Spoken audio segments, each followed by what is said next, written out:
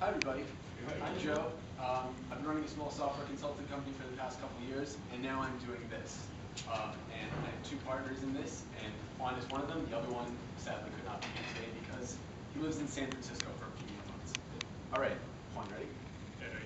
Okay, awesome. So let's jump right in. Why are we talking about office supplies? Good question. Purple Binder is an online tool to look up social services near you. Think about how you go about finding a place to go get dinner. There's a four-letter word involved there. Well, if you're looking for like a job training program or a substance abuse treatment center, there's no equivalent readily available source of information. So what is a social service? Social services are actually a pretty broad class of things. They can include like everything from healthcare clinics to job training to a place that hands out free diapers, you know, to food pantries, to homeless shelters. Anyway, so the problem is there's no good lookup tool for social services like there is with Yelp for consumer businesses. Why do we have this problem? Because the data needed to power this tool just doesn't exist. Nobody has collected it all in one place. One. And the result is that every agency, every caseworker out there attempts to maintain their own little silo of information in order to be able to make good referrals for clients. And there's the added problem that this information goes out of date really, really quickly because there's rapid turnover in this sector. Services are changing every year because of really unstable funding sources. Next. So, it's really hard to look stuff up, but why does this actually matter? Well, let's say that you just lost your job. You're diabetic, and you can't afford insulin because you lost your insurance. And because you don't have a lot of money, you've been eating a lot of bad food. Your daughter comes to visit you one day, and she finds you passed out on the floor. So they rush you to the ER, they stabilize your blood sugars, and then they put you into the ICU for a few days. Then you go home. Total cost to taxpayers about $50,000 or so. And this could have been prevented really, really easily if you knew where you could get better food than free insulin.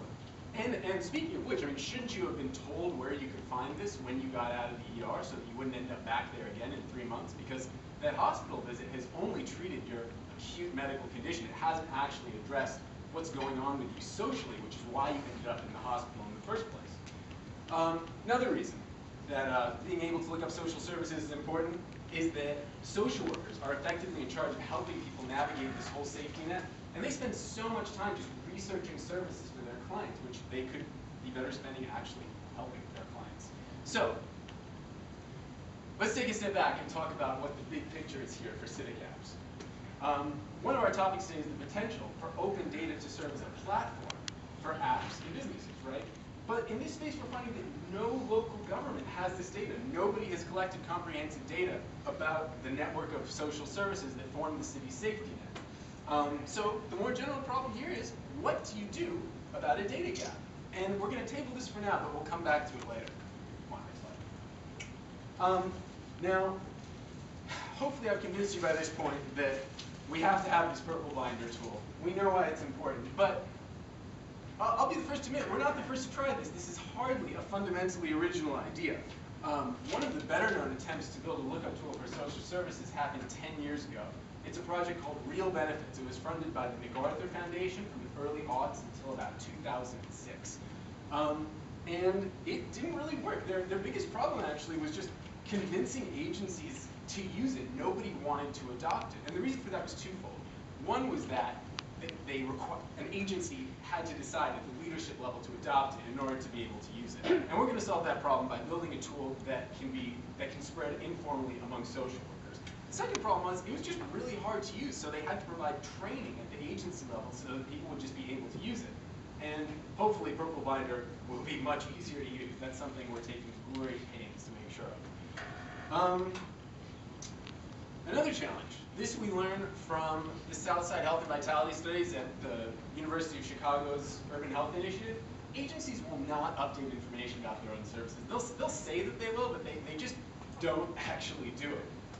So that's another problem that we have. And then third problem is that information goes rapidly out of date. So take, for instance, direct to housing and direct to food. These are lookup tools that currently exist, and they're very useful. But we've already been hearing complaints from social workers that the information in them isn't always accurate. And that's a huge problem because a lookup tool isn't very useful if you have to constantly verify the information that you're getting at. So how are we different? How are we going to solve these twin challenges of adoption and data gathering? I will be the first to admit that we do not have complete and final answers. But what we do have are good ideas and the advantage of hindsight. So we'll see what happens. And so this brings me to a very important question, though. How data constantly goes out of date. How much can we invest users in maintaining that data? It's never been tried before in this space, is the truth. Nobody else has built a tool that allows users to contribute back. All these social service lookup tools that I just talked about, they're one-way flow of information. They give information out, but you can't even update it if you find a mistake. So, next. We don't know. We'll see. But the strategy that we're going to take is we're going to create as many opportunities as possible for users to participate. You get users really interacting on the site, not just passively consuming information around features that make their professional lives easier. And you make that contribution as easy and as obvious as possible. And I don't know. We'll see how it goes. It's never been tried before. Next slide. Skip this one. Okay. Interest of time, we know.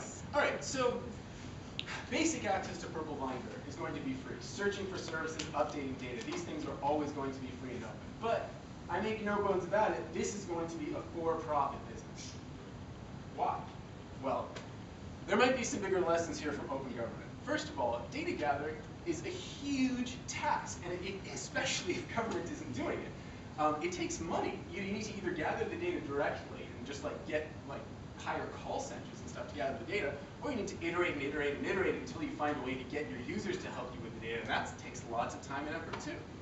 For those of us that come from business backgrounds, it's actually it can be sort of hard to believe that nobody's ever collected this data before in one place about where you could find better food and insulin, because the social benefits and the savings in taxpayer dollars are just so enormous. But it's just never been done before, which is crazy. All right, second reason why we should be for profit is sustainability. A lot of civic apps suffer from sustainability issues, and it is not enough to just build an app and then call it a day. For the app to make an impact, you need to get a lot of people using it, which means that you need to promote it.